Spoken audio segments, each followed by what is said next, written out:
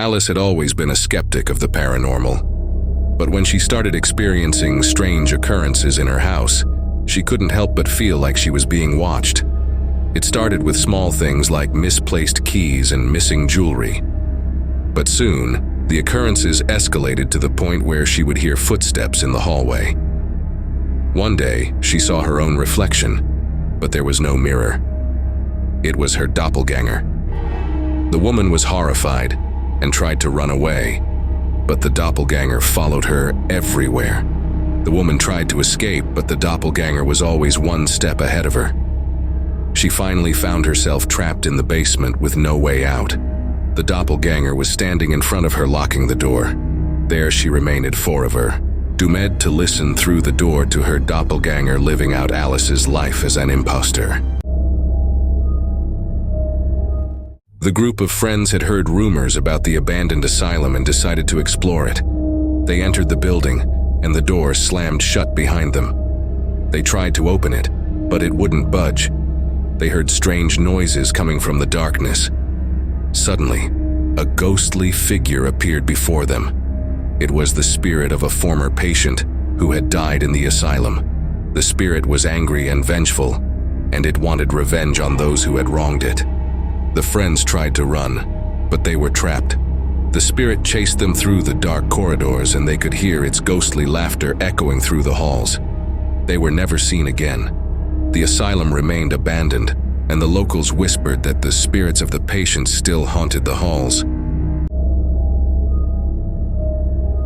She was driving home from work, tired and hungry. She checked her phone and saw a missed call from her husband.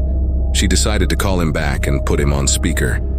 "Hey, honey, I'm sorry I missed your call. How are you?" "Hello? Are you there?" She frowned and looked at her phone. The call was still connected, but there was no sound. She tried again. "Hey, can you hear me? Is everything okay?" She felt a chill run down her spine. Something was wrong. She decided to end the call and try again later. She pressed the red button and heard a voice. "Please don't hang up." She gasped and dropped her phone. The voice was not her husband's. It was deep and raspy, and it was coming from the back seat. The man's heart raced as he descended the stairs to his basement. He had always known there was something strange about the door that he had never been able to open. But today, he had finally found the key. As he turned the lock, he felt a chill run down his spine. The door creaked open, he stepped inside, and the door slammed shut behind him. He was in a parallel yet desolate universe. The silence was deafening. He tried to open the door, but it wouldn't budge. He was trapped. He was alone in the darkness with no hope of escape. As the days turned into weeks, he began to lose his mind. He heard whispers in the darkness and saw shadows moving in the corners of his eyes. He knew he was not alone. One day, he woke up to find the door open. He ran through it back into his own world. But he was never the same again, always feeling drawn back to the basement door. The group of friends had been planning their camping trip for months. They were excited to spend a weekend in the wilderness, away from the hustle and bustle of the city. They arrived at the campsite and set up their tents. As the sun began to set, they started a campfire and shared stories. Suddenly, they heard voices calling out to them from the woods. To each of them, it sounded like their own voices, but they were all sitting around the fire. The voices continued to taunt them throughout the night, calling out to them in their own voices. They realized that they were being stalked by creatures that could mimic human voices. The friends huddled together in their tents, too scared to move. When the sun finally rose, they packed up their things and left the campsite, never to return again. The creature's voice still echoed in their minds, haunting them for years to come. Lena went to a carnival with her family and rode the Ferris wheel. When she reached the top, everyone had disappeared. The Ferris wheel started to spin faster and faster, and Lena was all alone. As the ride slowed down, Lena saw that the carnival was now deserted. Suddenly, she heard a faint whisper behind her. Lena turned around, but there was no one there. She heard the whisper again, and this time it was louder. Lena realized that she was not alone after all. She was trapped in the carnival with something sinister. Lena looked around and saw a clown in the distance with blood-soaked clothing staring at her. The clown then broke into a sprint towards Lena. She was petrified in fear and closed her eyes. She felt the clown's breath in front of her. When she opened her eyes, she was back on the Ferris wheel, and everyone was back again. The ride began to start again, but it was too late to get off. The boy walked deep into the forest, searching for firewood. As he was collecting the wood, he saw a figure in the distance. It was his doppelganger, staring back at him with a sinister grin. The boy was frozen in fear, unable to move. The doppelganger slowly approached him, and the boy could see that it was an exact replica of himself. The doppelganger whispered something in his ear, but the boy couldn't hear what it was. Suddenly, the doppelganger lunged at him, and the boy woke up screaming.